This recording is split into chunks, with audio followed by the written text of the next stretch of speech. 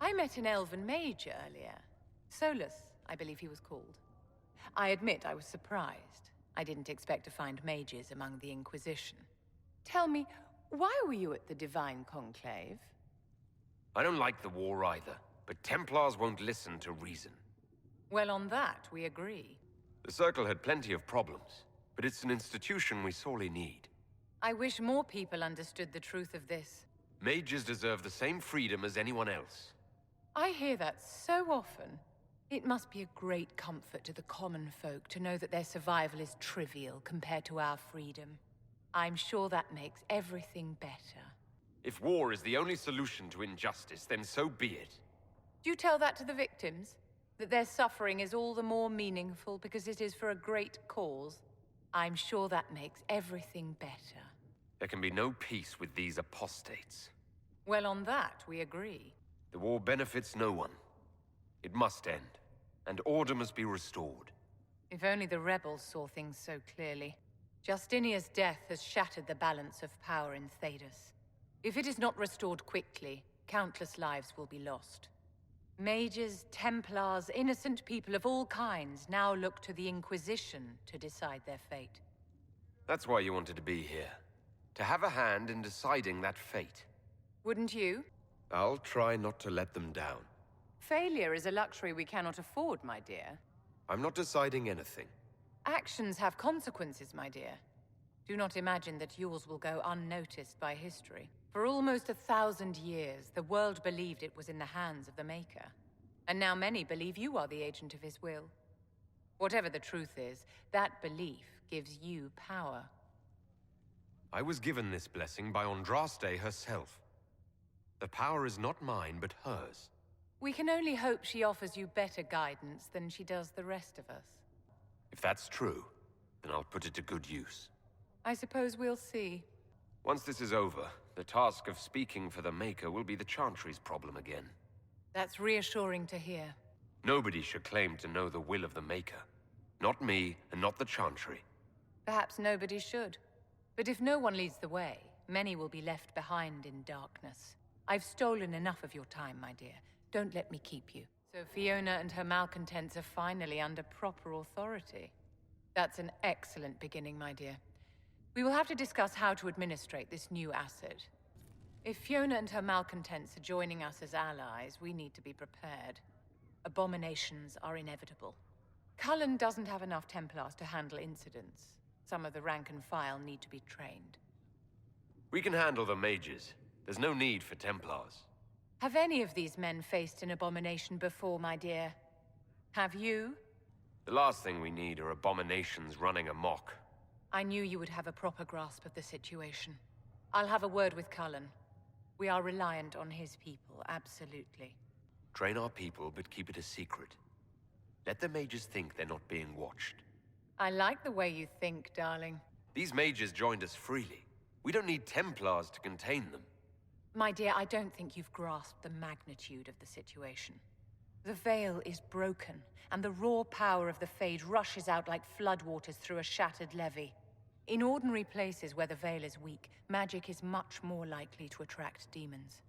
And if demons can walk our world with no blood magic to summon them, how safe do you think our allies are? There has never been a greater threat to mages than the Breach. Until it is closed, no one is safe. I'm glad that one of us has confidence in the Templars. It is not a matter of confidence. Reality does not change based on feelings. When you say mages are a danger, are you counting yourself? Of course I am, my dear. Every mage who joins the cause is taking a calculated risk, whether they know it or not. You have a low opinion of your fellow mages? It's not so much an opinion as grasping the obvious. Magic is dangerous, just as fire is dangerous. Anyone who forgets this truth gets burned. You're preaching to the choir, Vivienne. You're right, but Templars are a poor solution. They are men, and all men are flawed. That some fail does not mean that none should try. The fact remains that there is no cure for an abomination except death. Someone must strike the killing blow. Who shall lower the blade if not a Templar? You're just spouting Chantry propaganda, Vivienne. My dear, what a world you must live in. Do you know how young mages are found? A little girl has a nightmare, and in her sleep, she burns her house down. A teenage boy has a fit, and lightning rips his mother to pieces. Imagine your own childhood and what would have happened if the darkest corner of your heart had a will of its own. People don't learn the fear of magic at Chantry services, my dear. They learn it from us. I don't think the mages of the Imperium would agree with you. Drunkards rarely agree that they ought to stop drinking. I wouldn't use them as role models. Tell me something. You told me that you'd see the Chantry restored. What about the Circle? Mages should be treated like anybody else. And yet, however much we may wish it, we are not like everyone else. Anyone can see that a Chevalier is armed and dangerous, and they can see when his blade is about to strike.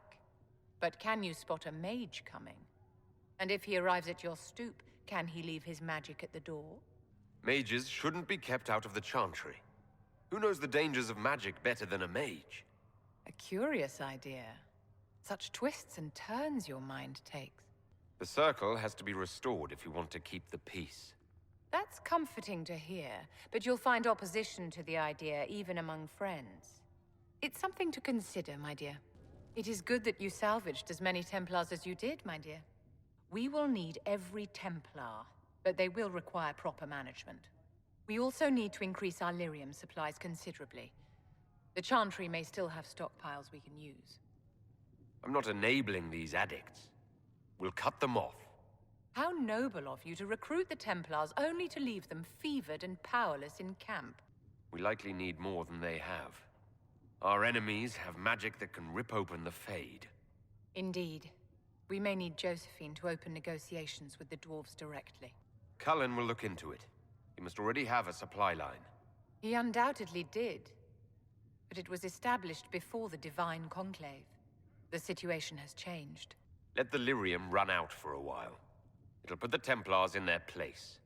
My dear, they're no use to us feverish and hallucinating. The breach has done more than disfigure the sky.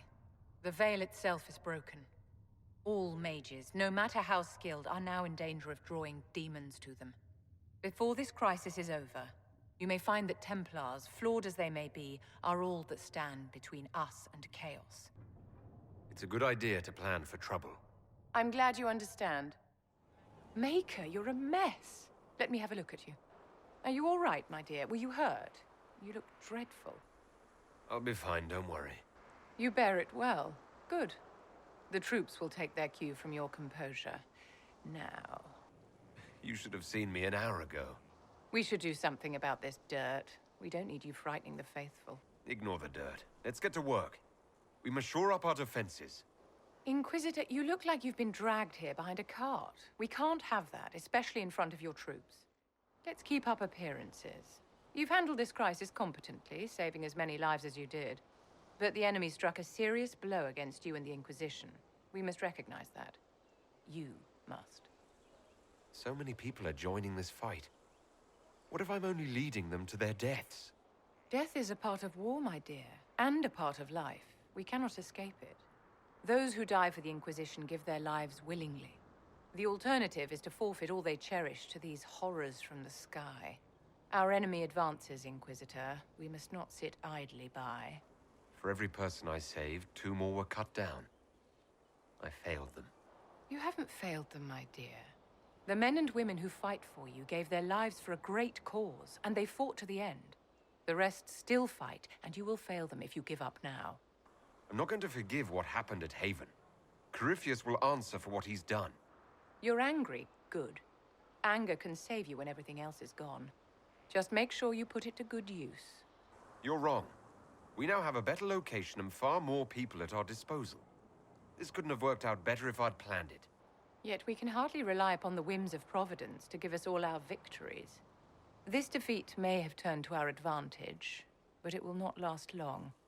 I'm not in need of guidance, Vivienne. Good. Stay on your guard. Act first and teach them to fear us. I think you know what needs to be done, my dear. It was a mistake to use Haven as a base of operations. The town was completely indefensible. It was a bad location. We should have moved sooner. You left yourself vulnerable to attack. It was a miscalculation, one that I'm sure you won't repeat. I didn't choose Haven. Cassandra and Liliana did. Accepting a bad choice blindly is hardly a virtue, darling. A lot of our people just died. We will discuss whose fault that is later. Now is always the time, my dear. The past cannot be changed, and tomorrow may never come. You can become the leader the faithful require, but you must do it soon. What a fascinating life you lead, my dear. First you fall out of the Fade, then you're attacked by an archdemon. If you wanted more public attention, you could have just held a ball. I didn't do anything. Corypheus is the one who attacked us. Doing nothing is exactly your mistake, my dear. I'll talk to Josephine. Maybe we can get matching gowns before the next attack. I've got a tailor in Valroyur who can work miracles, my dear. But not those sort of miracles. We've just been attacked. Try to take that seriously. Oh, believe me, I do.